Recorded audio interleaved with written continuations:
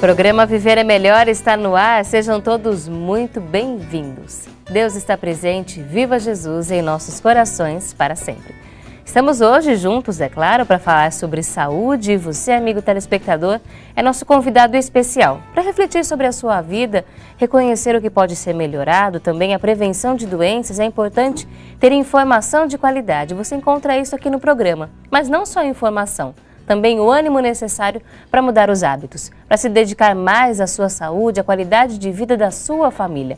Este é o compromisso do programa Viver é Melhor. A nossa opção é sempre pela vida. E hoje nós vamos conversar sobre a importância da prevenção, do diagnóstico e do tratamento das doenças renais. A importância do rim. Apesar de serem órgãos com pouco peso, eles recebem grande quantidade do sangue bombeado pelo coração, cerca de 20%, o que permite realizar as seguintes tarefas: regular a composição sanguínea, manter a concentração constante dos vários íons e outras substâncias importantes, manter o volume de água constante no corpo, remover resíduos do organismo, ureia, amônia, substâncias tóxicas, regular a pressão sanguínea, estimular a produção de glóbulos vermelhos, manter o nível de cálcio no organismo. Nós temos aqui muitas funções que são aplicadas todos os dias, que são exercidas pelos nossos rins, e a gente nem se dá conta disso. E quando ele começa a funcionar mal? Quais são as doenças que podem surgir? Falaremos sobre isso ao longo deste programa. Entender quais são os fatores que levam ao desequilíbrio dos rins e como isso impacta na nossa saúde. Quem vai nos responder, nos ajudar a compreender tudo isso é o Dr. Daniel Rinaldi dos Santos, nefrologista, presidente da Sociedade Brasileira de Nefrologia. Seja bem-vindo ao nosso programa. Eu agradeço o convite, é um prazer estar aqui para falar realmente sobre essa importância que é a função dos rins e como prevenir doenças, que eu acho que é o mais importante. Nós trabalharmos com a população em termos de prevenção de doenças. Né? Com certeza. Nós agradecemos ao senhor por nos trazer estas informações. E você, amigo telespectador, tem que acompanhar esse programa, porque vai perceber que há muitos e muitos brasileiros que estão em situação de risco para desenvolver essas doenças. Por quê? Nós responderemos daqui a pouco aqui no programa Viver é Melhor.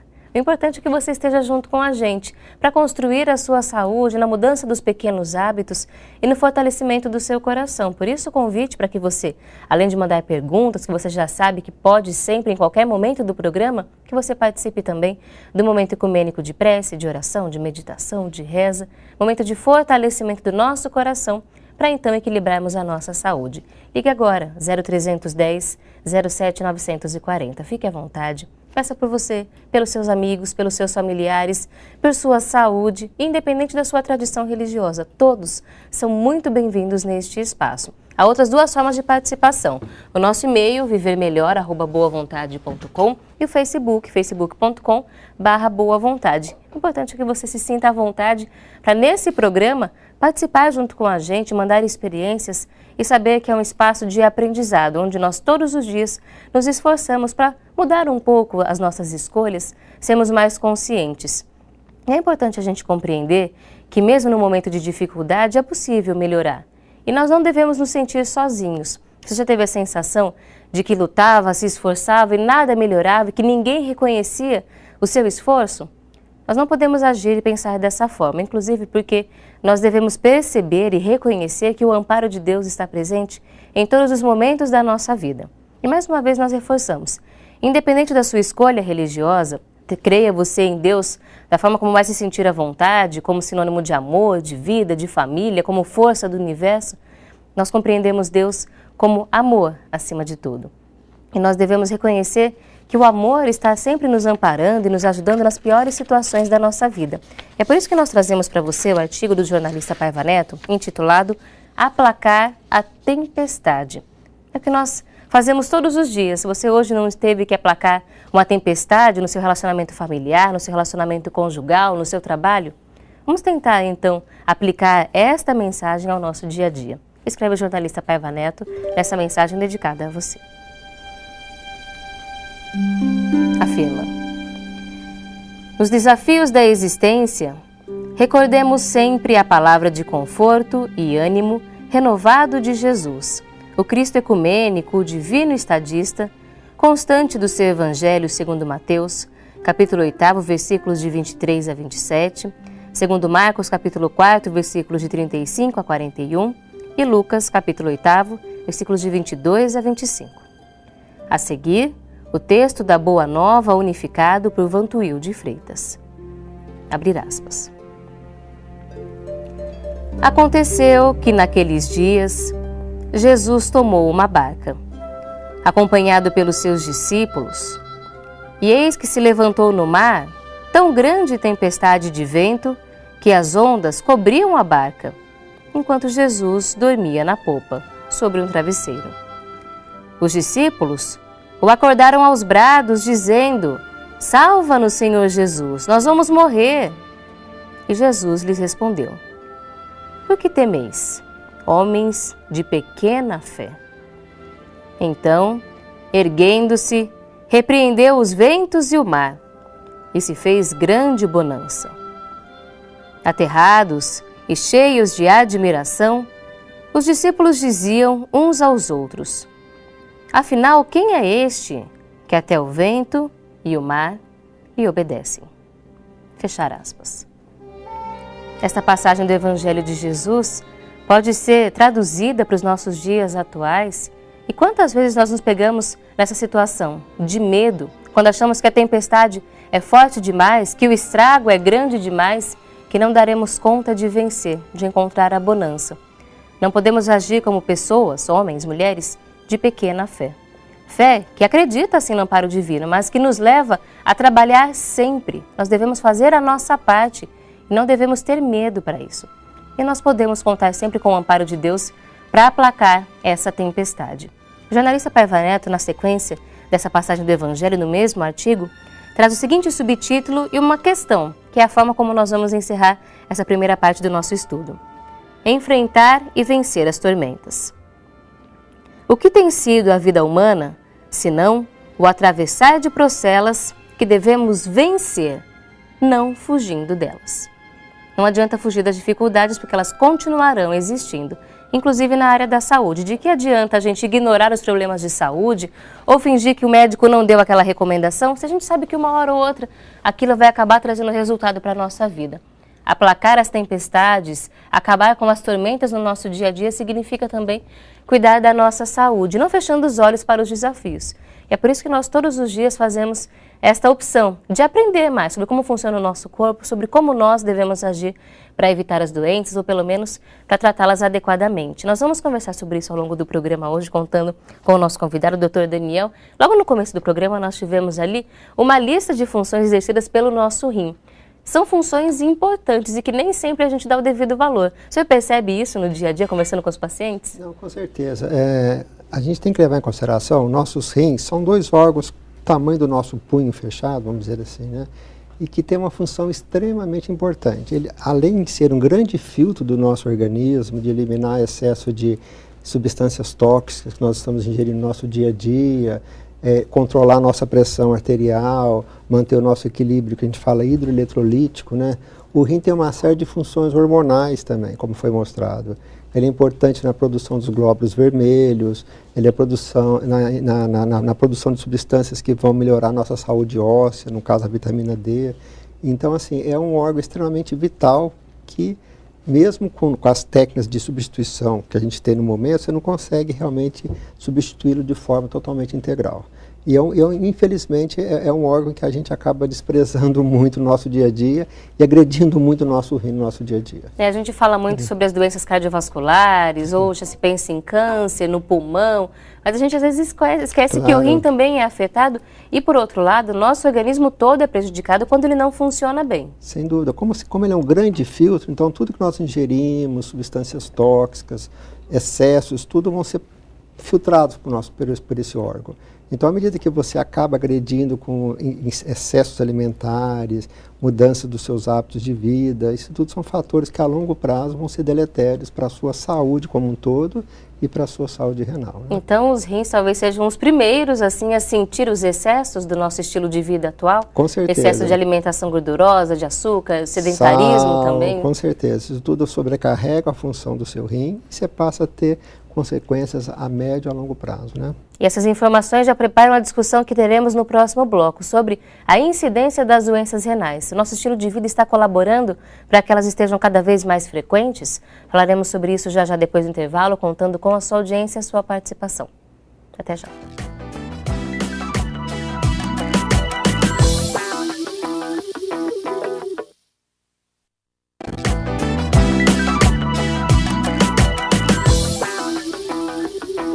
Estamos juntos hoje no programa Viver é Melhor, conversando sobre as doenças renais.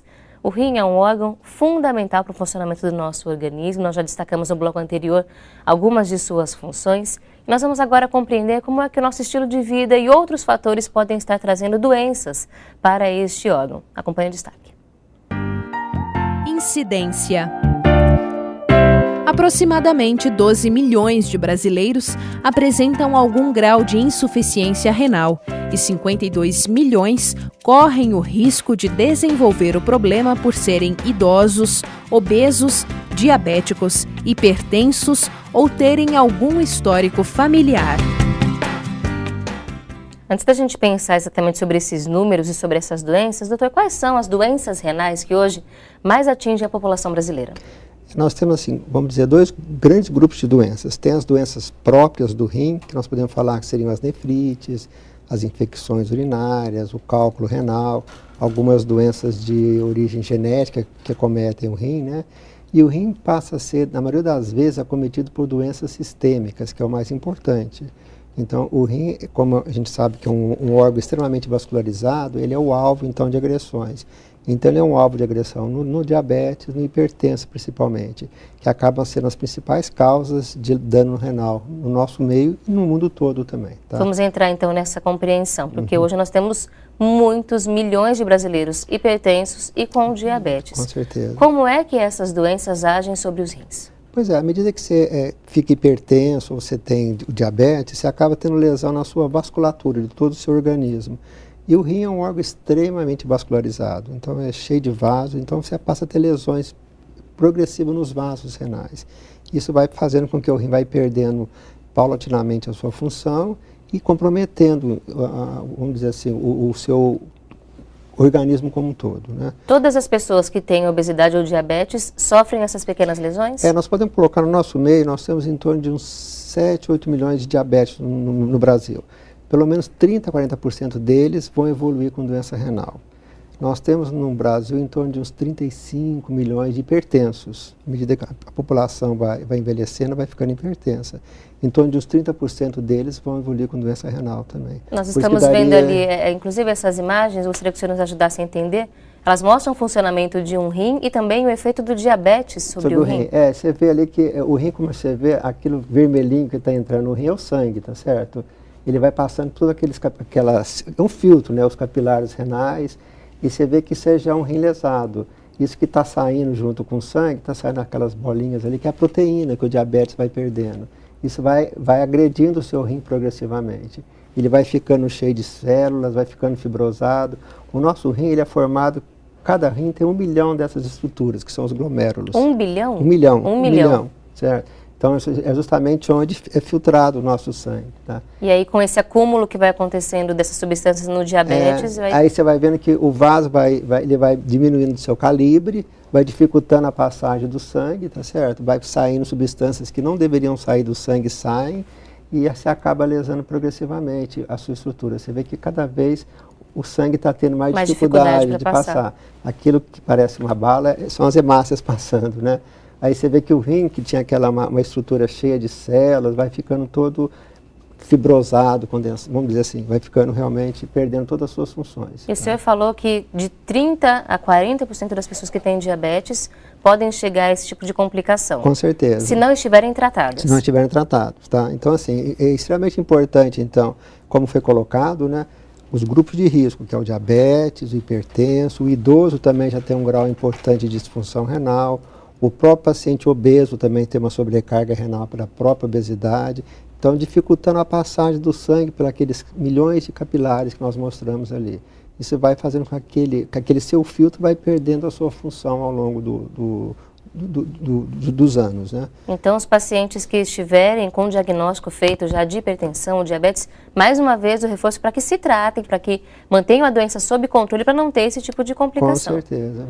Esse número de 12 milhões de brasileiros que podem sofrer com esse tipo de insuficiência, essas pessoas já sabem disso ou muitos ainda não têm o diagnóstico? Isso são dados provavelmente estimados no nosso meio. O que nós conhecemos bem no nosso meio é como se fosse um grande iceberg. Nós conhecemos só aquela pontinha daqueles pacientes que perderam totalmente a função dos rins. São aqueles que estão em programa de diálise ou que foram transplantados. Nós temos no Brasil atualmente 130 mil pacientes que estão nessa fase, ou dialisando ou foram transplantados. Os outros 10, 12 milhões que estão escondidos ali nesse grande iceberg. Estão em processo de perda. A grande maioria desconhece que é portador de função renal. E a grande maioria vai acabar falecendo antes de descobrir a doença renal também. E a gente vai conversar agora, então, sobre um ponto fundamental nesse processo, que é o diagnóstico. Por que é tão difícil fazer o diagnóstico? Veja só. Diagnóstico: exames.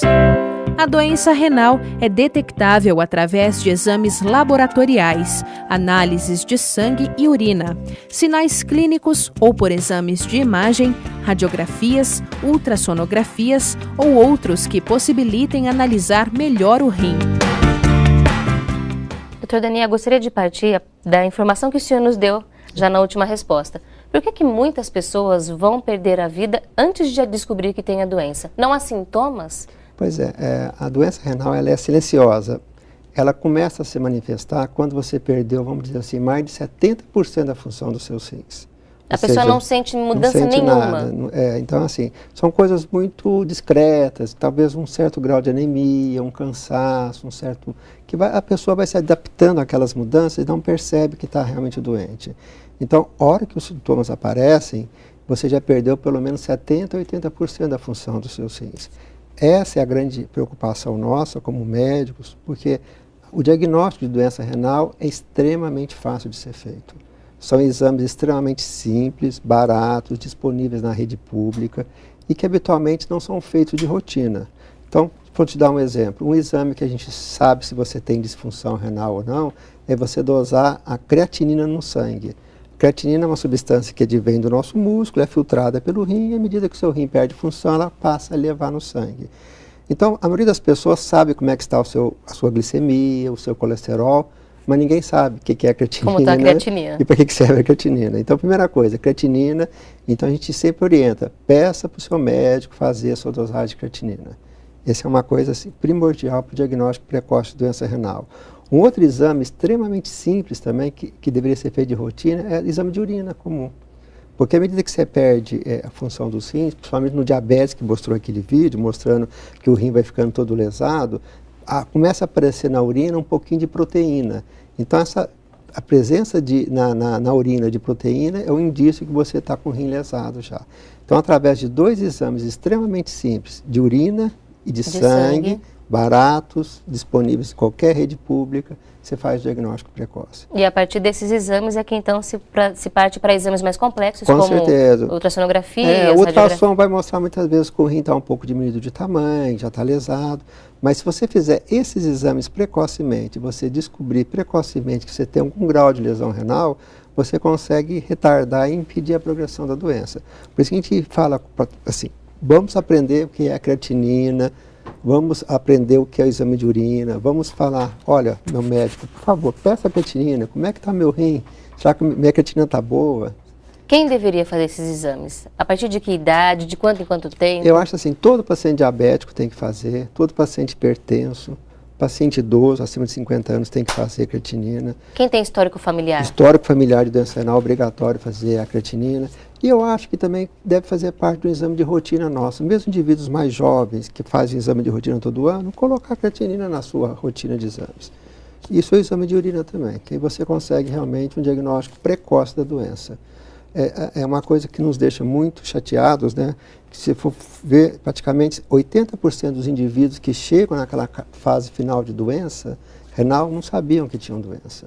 Ou seja, nunca tinham feito uma creatinina, nunca tinham feito exame de urina, ou se tinham feito, não foi valorizado, como alterado esse exame. Fica então o recado a todos nós, quando a gente for conversar com o médico, perguntar sobre esse exame, tirar a dúvida se precisa fazer, se há algum risco. uma forma simples de fazer o diagnóstico precoce de uma doença que pode ser grave, é o que nós vamos conversar no próximo bloco, sobre insuficiência renal.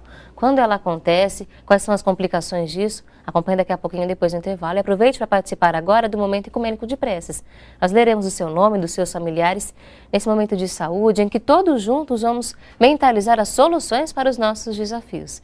Ligue 0310 07 940. A gente volta já.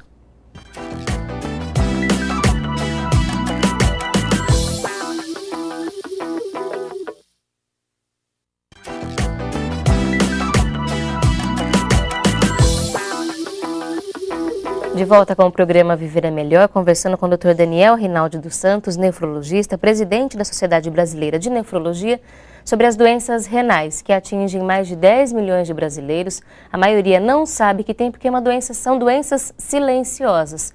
Mas com exames simples, o diagnóstico pode ser feito, como a gente já aprendeu ao longo dessa conversa. Nós vamos agora pensar em quando isso não é feito e o rim começa a entrar em falência, insuficiência renal. Veja o destaque. Insuficiência renal. A insuficiência renal é a incapacidade dos rins de filtrar o sangue, gerando um acúmulo de substâncias tóxicas no organismo. A insuficiência renal pode ser aguda ou crônica. A aguda é caracterizada por uma rápida redução da função renal. A crônica é caracterizada por uma perda gradual dessa função. Doutor, para a gente entender, então a insuficiência não é uma doença em si, ela é consequência de uma doença, tá certo? Vamos dizer assim, como acabou de ser colocado, você tem a perda aguda da função do rim, que habitualmente é secundária, ou você está muito desidratado, teve alguma cirurgia extensa, usou drogas que agrediram o rim, então você acaba perdendo por agentes externos, até internos, que acabam agredindo o seu rim. E quando você tem a doença renal crônica, então o seu rim, como a gente falou, vai sendo lesado lenta e progressivamente, tá certo? É o que acontece no caso de um diabetes hipertenso, tá? Então, e é importante justamente isso, porque quando você perde a função do rim agudamente, o diagnóstico é mais fácil de se fazer, porque você para de urinar, vamos dizer assim. Né? Você para de urinar, tem uma série de sintomas, habitualmente são doentes que estão internados, em terapia intensiva, doentes graves, que perdem a função do rim agudamente, né? Ou quando é crônico, que é o mais grave no nosso caso, o indivíduo não tem sintomas, como a gente colocou, ele só aparece numa fase muito tardia da doença. Começa com mal-estar geral, um pouco de anemia, cansaço, pressão alta, e aí então a doença passa desapercebida. A hora que se descobre, você está numa fase que você não tem mais o que fazer. Muitas vezes você tem que partir ou por um tratamento de substituição renal. Tá? Qual é o tipo mais comum no nosso país? Então a gente tem, você tem a chamada hemodiálise, que é quando você tem um filtro que você vai, praticamente vai filtrar o seu sangue. Tem uma outra diálise que você faz utilizando a cavidade abdominal do indivíduo, que é a chamada diálise peritoneal. E tem o transplante renal, seriam as três, vamos dizer assim. As três formas de tratamento. É o tratamento. Tá? No Brasil a gente tem mais a insuficiência crônica ou a insuficiência aguda? Mais a crônica, realmente. Por causa das doenças. Por causa das doenças. A aguda a gente não tem dados também adequados para falar, mas a aguda é muito comum em ambiente hospitalar. Você vai num serviço de terapia intensiva, a gente vai ver que 30% dos indivíduos têm algum grau de lesão renal na terapia intensiva, muitos evoluem para diálise, mas são doentes graves, né, com várias comorbidades, cirurgias extensas, uso de medicações, uso de contraste, uma série de fatores que agridem agudamente o seu rim, né? Quais são os prejuízos da insuficiência renal no seu desenvolvimento antes de chegar a uma insuficiência total? Como é que o corpo se prejudica? Pois é, à medida que o indivíduo vai perdendo progressivamente a função dos seus rins na doença renal crônica, ele passa a ter um grau de anemia, passa a ter uma doença óssea importante, então tem uma série de outros comemorativos. E uma coisa interessante a gente reforçar, que a principal causa de morte no paciente com problema renal é cardiovascular. Se você pegar um indivíduo, a gente sempre gosta de dar um exemplo desse. Você pega um indivíduo jovem de 30 anos que tem insuficiência renal crônica e pega um senhor de 80 anos que não tem doença, a chance dos dois morrerem de doença cardiovascular é igual. Ou seja, o indivíduo que tem doença renal, ele vai ter muito mais chance de ter morte por doença cardiovascular.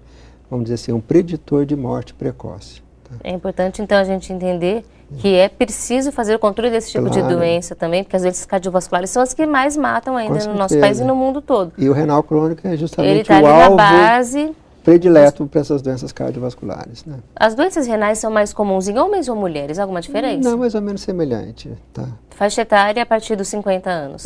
Quando a gente pega a nossa população de pacientes que estão em programa de diálise no Brasil, uma coisa chama atenção nossa já. Nós temos 35% de pacientes acima de 65 anos já em diálise. Ou seja, nossa população está envelhecendo, vai ter muito mais insuficiência renal pelo próprio envelhecimento, pelo próprio diabetes, hipertenso, pela própria obesidade que a população vem adquirindo ao longo dos anos.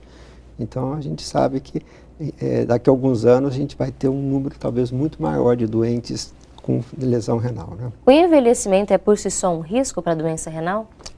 À medida que você vai envelhecendo, a partir dos 30 anos, você já vai perdendo lentamente um pouquinho da função dos seus rins. Agora, se você envelhece, tem hipertensão, tem diabetes, é obeso, dieta inadequada, fuma, então você acaba tendo uma série de fatores aí de risco. Uma perda muito mais rápida. Muito mais rápida. Tá? A gente vai continuar falando sobre esses fatores de risco, essas doenças, mas o doutor falou aqui há pouco sobre os tipos de tratamento e falou sobre a hemodiálise. Há muitas dúvidas relacionadas à hemodiálise. Não é um tratamento simples, exige dedicação do paciente, há um impacto na vida, mas nós vamos conhecer agora histórias, os casos de pessoas que passam por esses tratamentos e vamos ver como que é enfrentar isso no dia a dia.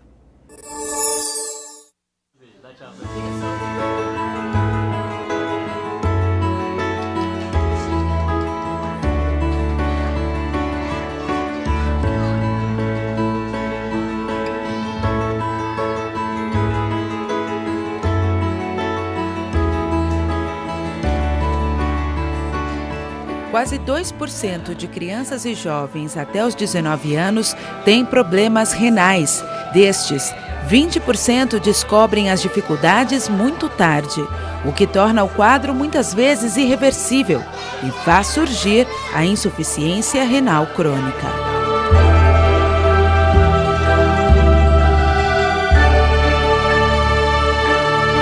Na busca por uma melhor qualidade de vida para os seus filhos, mães, pais, avós trocam a rotina do trabalho e outros compromissos por uma agenda de tratamento da hemodiálise. As novidades trazem cada vez mais esperança e autoestima aos pacientes. Se antes o trabalho árduo era de fazer o tratamento convencional, agora eles encontram a hemodiálise diária.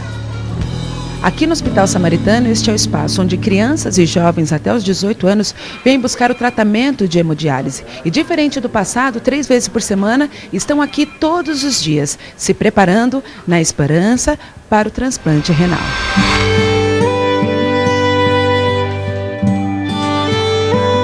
O estudo coordenado pela nefrologista pediátrica doutora Maria Fernanda de Camargo, do próprio hospital, apresenta melhoras no peso e disposição do organismo das crianças, se preparando para a realização do transplante de maneira mais rápida. Na realidade, a hemodiálise é uma forma de tratamento das crianças ou dos pacientes que têm insuficiência renal, quando o rim para de funcionar. E você teria a forma clássica da hemodiálise, são 3 sessões por semana, por um período de 4 horas. Porém, o que a gente sabe é que, principalmente para as crianças, que é difícil de você controlar o volume de dieta dessas crianças, o volume de líquido que essas crianças ingerem, principalmente os pequenininhos que tomam dieta predominantemente líquida, eles passavam muito mal no procedimento quando ficavam 4 horas por sessão. Né? Porque não é fisiológico, né? Se a gente for pensar, o rim da gente funciona diariamente 24 horas por dia. Quando você oferece um procedimento que vai funcionar por um período de 4 horas e que tem que fazer a função de pelo menos 48 horas, você acaba sobrecarregando o organismo. Mesmo sendo realizada mais vezes por semana, a quantidade de horas diminui de 4 para 2.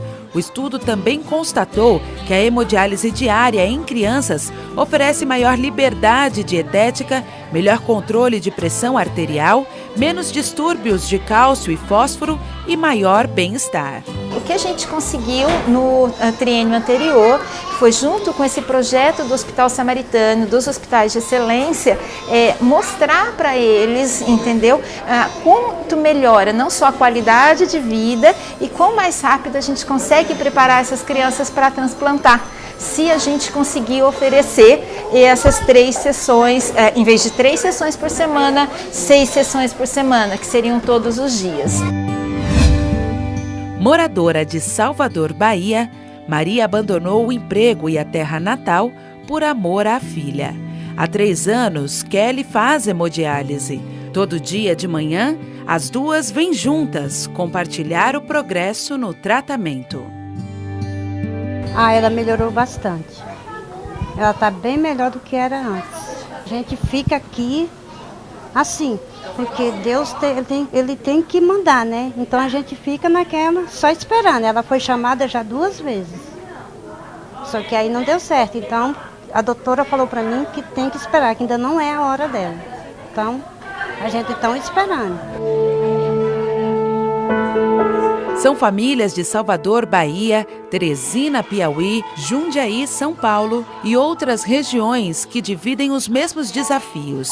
E apesar de todas as barreiras, sabem o quanto o sorriso e a disposição são fundamentais para as vitórias se aproximarem. Analine e Manuel, de Campina Grande, Paraíba, acompanham juntos cada nova fase na vida de Alice. Com 9 meses, ainda não se sabe a causa do problema renal crônico da filha do casal. A gente veio para cá e já estamos aqui há 6 meses tratando ela, tanto que ela saiu lá de João Pessoa com 3,7 kg, hoje ela está com 7,600 kg, quer dizer, ela praticamente dobrou de peso. Isso quer dizer, houve uma grande evolução dela com o tratamento de hemodiálise, né? Eu creio que a maioria dos bebês aqui, das crianças que estão aqui hoje, elas todas têm uma evolução muito grande. Então, todas as mães, eu tenho certeza que ficam satisfeitas com essa evolução. Qual é o seu sonho para sua filha? O sonho é ela ficar boa e eu voltar para minha terra. Na verdade, ela já começou a fazer os exames, já chegou ao ponto do peso que os médicos do Samaritano querem. E ela vai ser transplantada, se Deus quiser, daqui a 1 mês e meio, 2 meses no máximo, ela já vai estar fazendo o transplante, se Deus quiser. Ela vai entrar na fila no próximo mês, então para a gente é uma evolução muito grande. Então esse meu maior sonho hoje realmente é ver ela bem. A expectativa no amanhã também é um fator que tem contribuído para a melhora dos filhos. O clima no setor de hemodiálise infantil não é de tristeza, mas de preparo para algo maior que o destino reserva. Sentimento de famílias e também funcionários.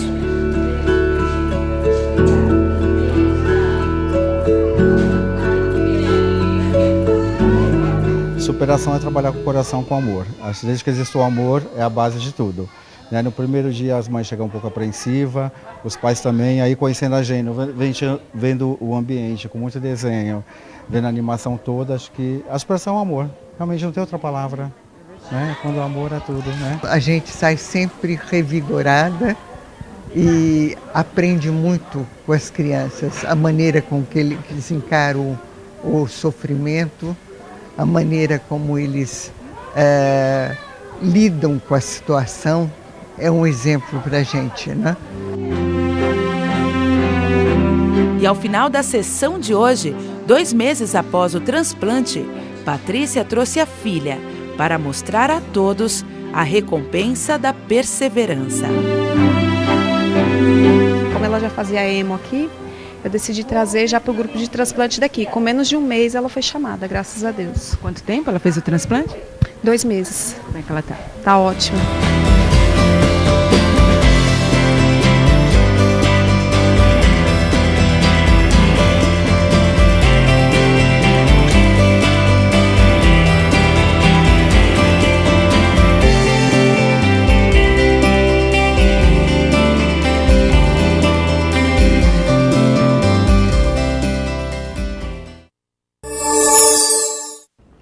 Não há como não se comover diante de imagens, de histórias como estas. Nossa primeira reação é desejar toda a força do mundo para essas mães e essas crianças. Eu aproveito para perguntar para o nosso convidado, Dr. Daniel, como é que a gente deve dar atenção a essas doenças na infância? É comum a gente fazer esse diagnóstico ou demora-se muito ainda para diagnosticar? Eu acho que o grande problema da doença renal crônica na infância talvez seja o diagnóstico tardio também. As crianças, vamos dizer assim, a grande causa de perda de função renal seriam malformações do trato urinário. Às vezes a criança tem infecção urinária de repetição desde a infância, que passa desapercebido, não é investigado de forma adequada se tem alguma malformação no sistema urinário que poderia comprometer a função dos seus rins. Existem também os casos das glomerulonefrites, que acometem as crianças, tudo, mas assim, eu acho que o diagnóstico também tem que ser feito precocemente na infância. Principalmente meninos e meninas que têm infecção urinária, tem que ficar atento realmente. Às vezes uma criança tem uma febre de origem determinada, será que não é uma infecção urinária? Será que não tem uma malformação do trato urinário? E sempre que você vai ver essas histórias, sempre teve alguma coisa que passou desapercebida. Então, fica então, mais uma vez, a orientação aos pais, aos educadores que prestem atenção às suas crianças e conversem com os pediatras, que são os médicos imediatos, né, de cuidar de saúde com as crianças, para que a gente consiga evitar esse tipo de complicação.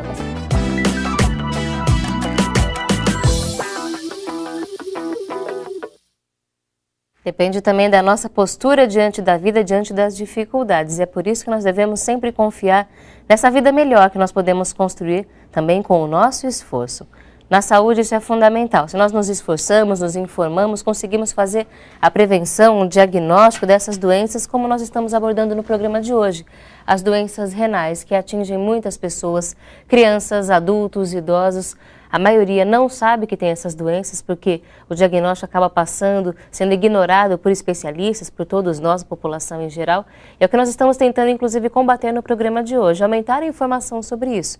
Quem está nos trazendo esse tipo de alerta é o Dr. Daniel Rinaldi dos Santos, nefrologista, presidente da Sociedade Brasileira de Nefrologia, que permanece conosco aqui no programa. Nós vamos agora retomar a nossa conversa falando sobre cálculo renal. Cálculo renal. Litíase urinária e calculose renal são os nomes de uma das mais antigas doenças da humanidade, a formação de pedras nos rins. É muito comum em todas as populações. Entre 10% e 15% da população pode apresentar em algum momento da vida pelo menos um episódio de cólica nefrética, que é quando a pedra sai do rim e passa pelos uréteres, em direção à bexiga, causando dores muito intensas. Todo mundo tem uma história para contar ou já ouviu alguma história a respeito de pedras nos rins. É assim que a população fala no dia a dia.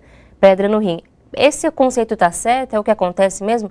A gente tem pedrinhas que se acumulam nos rins? Não, com certeza, porque a nossa urina ela é muito rica em cristais. Então, e à medida que você elimina essa quantidade de cristais por situações anômalas, vamos dizer assim, eles acabam precipitando e formando micro pedrinhas que vão crescendo, formando as pedras urinárias, mesmo os cálculos renais, né?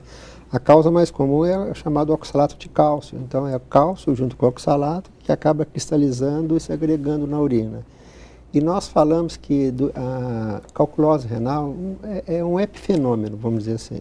Tá? A gente vê que, como foi colocado, em torno de 10%, 15% da população tem cálculo renal, mas está muito relacionado aos nossos hábitos de vida. Então, quanto mais a gente tem mudado nossos hábitos de vida, mais cálculo tem aparecido.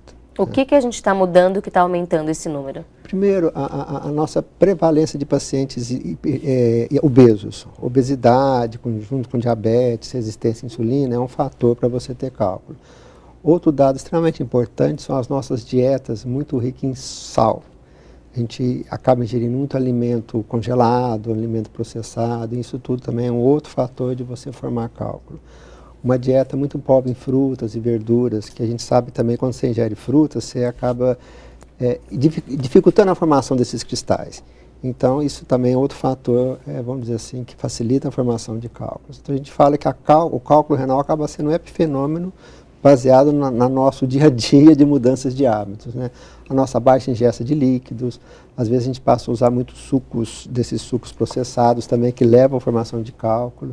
Que apesar de serem sucos, eles têm muito açúcar, tem muito sal açúcar, também, conservante. Tem a tal da frutose, o sódio, que vai prejudicar na formação de cálculo. Então, assim, a gente fala assim, cálculo acaba sendo uma doença... É uma consequência de tudo que a gente está fazendo de errado. E isso você vê que é uma doença extremamente antiga e ela está sempre associada, o cálculo renal, às pessoas mais, vamos dizer assim, mais bem nutridas, mais... Então, assim, mostrando que hábitos alimentares são extremamente importantes. A gente viu ali que muitas pessoas têm ou terão pelo menos uma vez ao longo da vida. Mas todo mundo vai ter alguma consequência? É possível que eu tenha cálculos renais e não sinta nada? Não, você pode descobrir através de um exame de ultrassom. Você tem um cálculo lá no seu rim, você pode não ter nada a sua vida toda. O cálculo pode ficar parado ali sem dar sintomas nenhum. Mas o mais comum é se manifestar com a cólica realmente. São os cálculos pequenininhos que são eliminados, que dão essa dor forte, que dão sangue na urina, que pode levar a infecção urinária associada. Então, assim, o mais comum é o quadro típico da cólica renal, que a gente sempre fala, né? Que são os cálculos pequenos.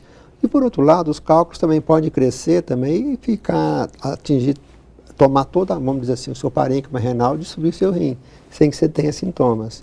Então, a gente tem várias formas de apresentação, desde as formas assintomáticas até as formas clássicas, que são as pedras que são eliminadas, né? Aí faz diagnóstico, né?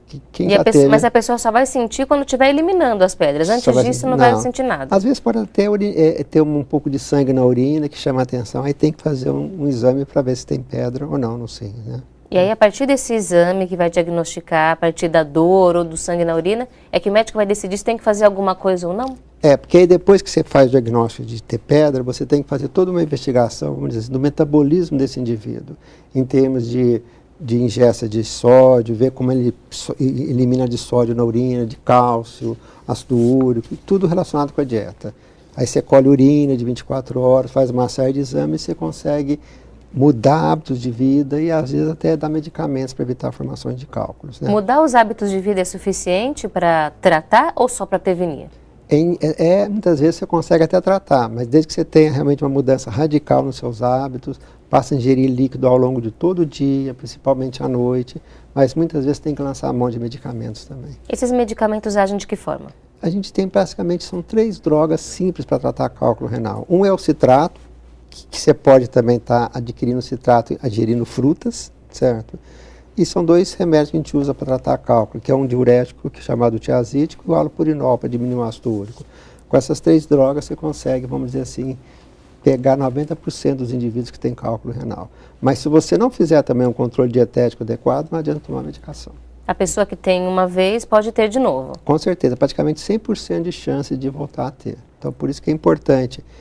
Tem o diagnóstico de cálculo renal, faz o diagnóstico, faz uma mudança de hábito dietético, de estilo de vida, se necessário, use medicamentos só com orientação médica, com certeza, né? O senhor falou sobre os diuréticos, por exemplo, e a gente tem hoje, quando se fala em alimentação, até em bebidas, essa bebida diurética, o chá verde, esse tipo de alimento, ele é bom?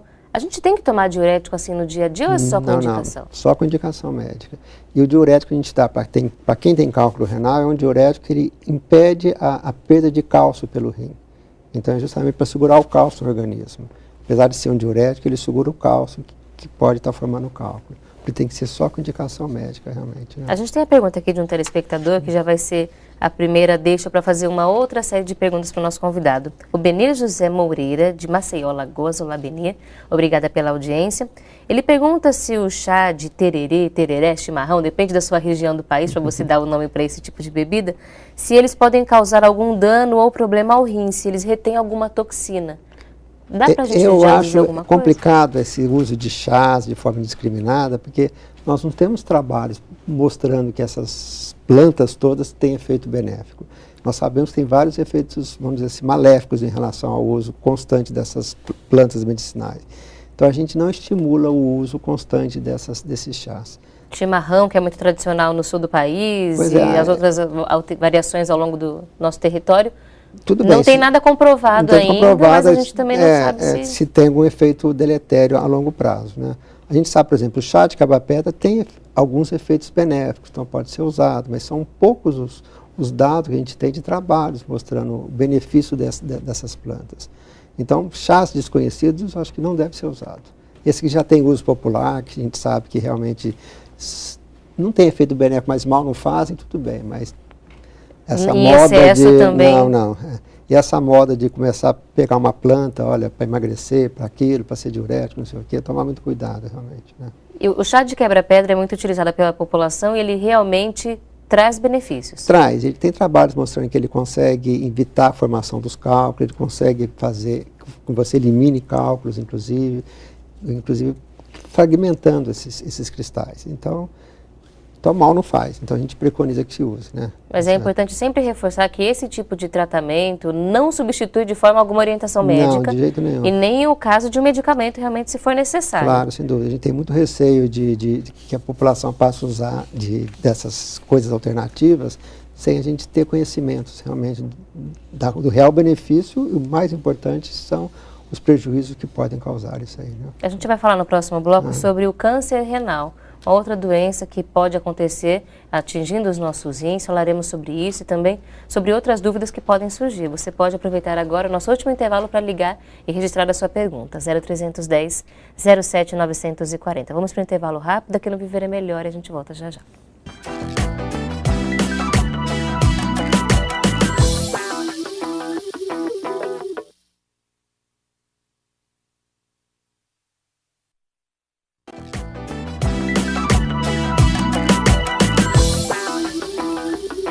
De volta com o programa Viver é Melhor, na Boa Vontade TV. Hoje nós estamos aprendendo mais sobre as doenças que podem atingir os nossos rins.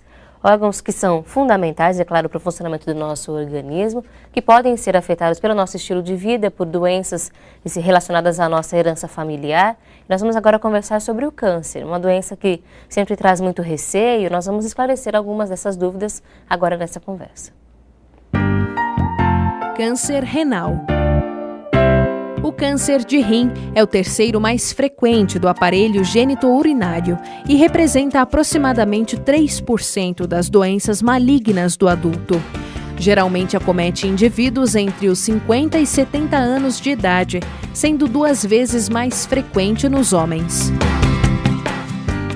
Doutor, os cânceres renais são comuns no nosso país? Não são tão comuns, mas o grande problema do câncer renal também, como das doenças renais, é muitas vezes que o diagnóstico é feito de uma forma muito tardia também, né? Porque muitas vezes esses tumores renais, eles são meio silenciosos. Então, se você não ficar atento, quando você tem um quadro que o tumor já cresceu, que o indivíduo urina sangue, aí fica fácil o diagnóstico. Mas vamos dizer assim, é uma minoria dos casos, 25% a 30% dos casos. Na grande maioria das vezes, ele é descoberto até de uma forma, vamos dizer assim, acidental. Você faz um exame lá de ultrassom, você detecta um nódulo no seu rim. Aí você tem que investigar se esse nódulo é benigno ou maligno, tá certo? Então, ficar muito atento com nódulos renais. O ultrassom, quando bem feito, ele consegue identificar se aquele cisto é um cisto benigno. Agora, quando o ultrassom é bem feito e já fala, é um cisto meio duvidoso, você tem que investigar. Porque se você detecta precocemente o câncer renal, como qualquer câncer, você consegue tirar esse tumor, talvez tirando um pedaço do rim e evitar as complicações.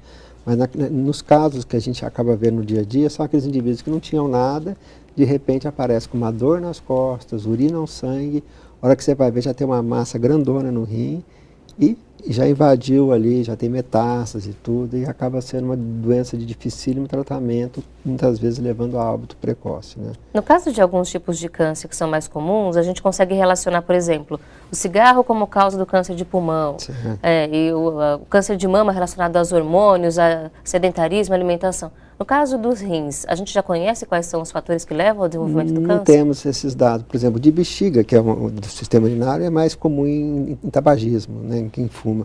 Mas o câncer renal tem um componente genético importante, mas assim, não existe fatores assim que pode falar.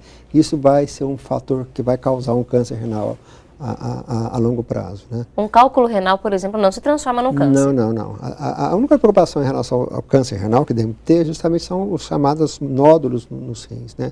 Então, todo indivíduo que tem um nódulo no rim, um cisto que não é um cisto normal, que o próprio ultrassom fala, esse cisto é meio estranho, tem que investigar isso aí. Ou faz outros exames de imagem, muitas vezes acaba indo para a cirurgia e se retira esse nódulo, porque na dúvida se retira justamente para evitar que isso seja realmente um câncer que passe desapercebido, né? Então, após um diagnóstico de um cisto ou de um nódulo, mesmo que ele seja benigno, talvez seja retirado por segurança. Depende, justamente, com a característica, às vezes, pelo que você faz do exame de imagem, você não consegue, muitas vezes, você fica em dúvida, realmente, se é benigno ou não. Então, o urologista, no caso, acaba optando pela cirurgia, inclusive. Tá? O tratamento desse tipo de câncer é semelhante aos outros tipos de tratamentos? Você tira, depois você faz a quimioterapia. O grande problema é assim, como a gente descobre numa fase muito avançada, os nossos tratamentos acabam sendo um pouco eficazes, né, em termos de sobrevida depois. Né? O transplante é uma indicação no caso de câncer? Não, porque habitualmente o câncer costuma ser unilateral, até pode pegar os dois rins. E o indivíduo que vai ser transplantado, ele não pode ter nenhuma doença neoplásica de base, né? Porque ele vai tomar uma série de drogas, imunossupressores o resto da vida. Isso pode reativar realmente o câncer, né? O senhor falou até, inclusive, sobre essa questão de atingir um dos rins, e é importante a gente falar um pouco sobre esse tipo de curiosidade. Nós temos 2 rins, e apenas um deles pode ser atingido por uma doença e o outro continua funcionando bem. Por exemplo, no caso do câncer, você pode ser unilateral. Agora, essas doenças que a gente comentou aqui hoje, sobre as doenças sistêmicas, né, que é a hipertensão, a diabetes, as nefrites, elas acometem os 2 rins, realmente. Tá? A infecção urinária pode acometer um rim só também, mas, de modo geral, essas doenças sistêmicas acometem os 2. Então, o acometimento vamos dizer assim, é universal e global nos rins, né? O transplante ele é indicado em quais condições? Então, se você perdeu a função dos seus rins, se você está em diálise, que nem foi mostrado aquele grupo de crianças, né? Então, assim, ou você fica em diálise o resto da vida, ou você é transplantado. Tá? Então, assim, no nosso meio, é importante a gente frisar, o Brasil é o país que mais transplanta pela rede pública, pelo Serviço Público de Saúde. Nós fazemos em torno de 5 mil transplantes por ano no Brasil. Mas existe ainda uma fila de uns 30, 40 mil pacientes aguardando transplante renal no nosso meio. E é possível doar rim, ser um doador vivo de rim? Habitualmente, a nossa lei permite familiares próximos doem o rim, né? Pais, irmãos, né? Tios, próximos. E o que a gente tem que incentivar no nosso meio é a doação do chamado doador falecido, né? Tá? É uma campanha de conscientização que a gente tem que promover no nosso país. Então, o nosso meio tem crescido muito já a doação daqueles falecidos, né? Isso que é importante, realmente. Para evitar que aquelas crianças que a gente mostrou fiquem realmente naquele tratamento dialítico, né? Com certeza. Fica mais uma vez essa mensagem a você, amigo telespectador, que tire suas dúvidas a respeito da doação de órgãos, porque é uma forma que nós temos ainda de colaborar para a saúde das pessoas que enfrentam desafios e talvez a gente nem saiba da capacidade que a gente tem de trazer, então, soluções para essas pessoas. A gente tem a dúvida de uma telespectadora aqui, a Lidirene Ferreira da Silva, de Monte Alto, São Paulo. Olá, Lidirene, obrigada pela sua participação. Eu não entendi exatamente o que ela quis dizer, a pergunta dela, mas vamos tentar compreender. Certo. Ela fez um exame e surgiu uma bactéria, e ela está preocupada com o resultado. Não dá para saber exatamente qual a bactéria que ela encontrou, mas quando a gente descobre em algum exame que há uma infecção, ou que há alguma coisa errada no funcionamento renal, é para ter medo logo de cara? Não, primeiro precisa ver o contexto, porque o fato de você ter uma bactéria na urina depende da forma que colheu essa urina, se foi colhida de forma adequada, se teve toda a sepsia na coleta. E nem sempre o fato de ter bactéria na urina não quer dizer que você tem que tratar esse indivíduo. Você tem situações específicas que você tem bactérias na urina, mesmo que você não tenha sintomas, que é obrigado a tratar. No caso em questão, ela precisa realmente identificar que bactéria que é essa, se ela tem sintomas, por que está acontecendo isso. Se não foi uma coleta inadequada de urina também, que não foi feita uma sepsia de forma coerente, vamos dizer assim, tá? Então, não vamos sair tratando qualquer bactéria na urina, precisamos ver realmente o que está acontecendo. Né? Eu não preciso entrar em desespero logo de cara, nem correr para a internet, já fazer um monte de pesquisa, que você vai ficar só mais assustada. O importante é procurar logo o médico que pediu esse exame. Que possa orientar se realmente merece um tratamento, se isso realmente tem que ser repetido esse exame, se tem que ser investigado, por que está tendo essa bactéria na urina. Então, não vamos nos precipitar e começar a fazer. E eu acho que a internet que você colocou é um ótimo meio de comunicação, mas temos que saber usá-la de forma adequada também. A gente sabe que ela ajuda muito e hoje em dia facilitou muito a prevenção das doenças, porque a gente tem mais informação. Mas às vezes a gente acha lá só coisas ruins que acontecem ou que não se aplicam a todos os casos. Sem dúvida. O médico é que tem que orientar. E quando a gente tem um diagnóstico precoce, já partindo para o encerramento da nossa conversa de hoje, a gente consegue reverter as perdas que nós temos no funcionamento renal, os danos que nós causamos? Com certeza. Por isso que a gente está trabalhando junto ao governo até assim, que o diabetes e hipertenso tem que fazer o diagnóstico lá na atenção básica. O médico de família tem que saber diagnosticar, tratar esses indivíduos, que você vai evitar a progressão da doença realmente, né? É esse o objetivo, que a gente consiga fazer o diagnóstico precoce, o tratamento adequado e sempre nosso foco na prevenção, através do nosso estilo de vida equilibrado e da propagação de informações como estas. Agradecemos ao Dr. Daniel pela presença no nosso programa. Agradeço a oportunidade de estar aqui. Volte sempre a Viver é Melhor. Tá ok, muito obrigado. Conversamos com o Dr. Daniel Rinaldi dos Santos, nefrologista, presidente da Sociedade Brasileira de Nefrologia. Agradecemos ao nosso convidado, agradecemos a você, amigo telespectador, pela audiência. Nós conversamos hoje sobre esse assunto importante. Fica a mensagem.